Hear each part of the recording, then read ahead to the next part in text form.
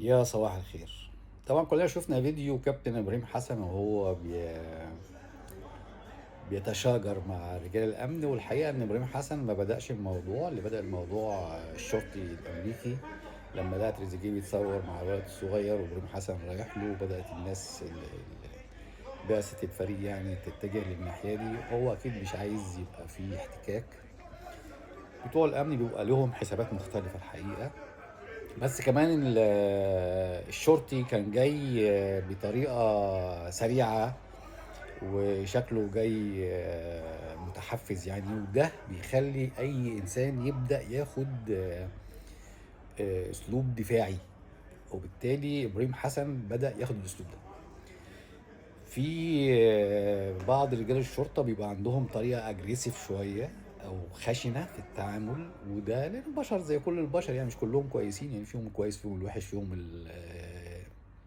الطويل والقصير والتخين والرفيع، الشريف والحرامي، بشر زي كل البشر يعني. ولكن في المواقف زي دي الحقيقة المفروض ان انت مبدئيا ما توصلش الموضوع ان انت يبقى في موقف عدائي مع رجال الشرطة، خصوصا لو لابس رسمي. لان شفنا الكلام دوت سواء مع ابراهيم حسن، سواء في الحرم مثلا لما بيبقى في رجال امن بيقولوا تعليمات معينه، فالناس ما تاخدش بالها او مش عاجبها تمشي من الناحيه دي، لا مش من الناحيه دي، فيبدا او بتاع امن مثلا في واحد اجريسيف شويه بيشدك بطريقه معينه فيتعصب. الحقيقه ان انت مع رجال الامن بيبقى لهم حسابات مختلفه. دي حاجه. الحاجه التانيه، ما ينفعش ان انت توصل الموضوع لمواجهه، لان هو في الاخر رجل الامن هيحس بخطوره. يعني ابراهيم حسن لو خصوصا ان في فرق لغه بقى، يعني فرق لغه، وكمان هو ما يعرفش ابراهيم حسن وما يعرفش ايه تاريخه يمكن، آه، او ما يعرفش مين هو ابراهيم حسن اصلا. فانت في مكان مختلف، ما انتش في مصر مثلا. في مصر الناس كلها عارفاك مثلا، عارفين مين كابتن ابراهيم حسن، انما انت في امريكا، ودوت راجل هو كل دماغه ان هو يخلص الشيفت بتاعه بامان ويروح. فلما تلاقي حد فيه عصبيه بالطريقه دي، لازم الاول تسمع كلام رجل الامن، تتبع التعليمات اللي هو عايزها الاول مبدئيا، يهدى عشان تحسسه بالامان. لان طول ما رجل الامن حاسس بخطوره هو ممكن يعاملك بطريقه اسوأ. يعني لو في اتنين تلاته من رجال الشرطه عندهم نفس طريقه الاجريسيف اللي هيتعامل بيها الشرطي ده مع ابراهيم حسن في الموقف ده، كان ممكن الموقف ده يتطور بطريقه محدش يتخيلها، يعني تتطور لمشاكل. وبالتالي انت ما توصلش الموضوع ان هو يبقى فيه نديه بينك وبين رجل الامن، ما توصلش الموضوع ان يبقى فيه خناقه بينك وبين رجل الامن. اسمع التعليمات الاول، اعمل كده حاضر، ارجع ورا شويه، يرجع ورا شويه، وبعد كده ابدا اتكلم معاه بعد ما يتحسسه هو ان الموضوع سيف مش خطوره. لان طول ما هو حتى راجل الشرطه حاسس ان في خطوره في الموقف، هو هيتصرف بعدها. فما توصلوش لكده.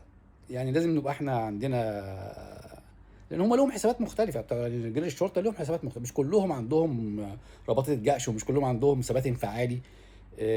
فبالتالي انت المفروض تتبع التعليمات. رجال الامن بالذات، وخصوصا اللي لابس رسمي وبيأمنك او بيأمن مكان ما او بيأمن المكان اللي انت فيه او المنطقه اللي انت فيها، اتبع التعليمات الاول، وبعد كده ابدا بقى اتناقش لما تحسسه بامان، هيسمع منك. لكن طول ما هو واخد الموضوع خطوره، لا، اسمع الكلام الاول. طبعا مش عايزين دوت ياخد من تركيزنا، لان احنا زي ما احنا شايفين كده الدول العربيه كلها خرجت بعد ما الجزائر خرجت كمان النهارده.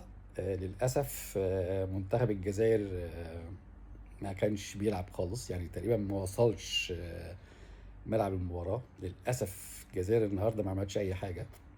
طبعا كتر خيرهم من وصلوا دور 32، لكن كده ما بقاش غير مصر والمغرب.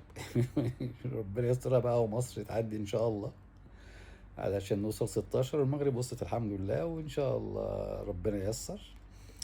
وانا بتوقع ان احنا هنفوز 2-1 ان شاء الله النهارده ونوصل دور 16، عشان كمان نقطع كل ألسنة المشككين في ابراهيم وحسام.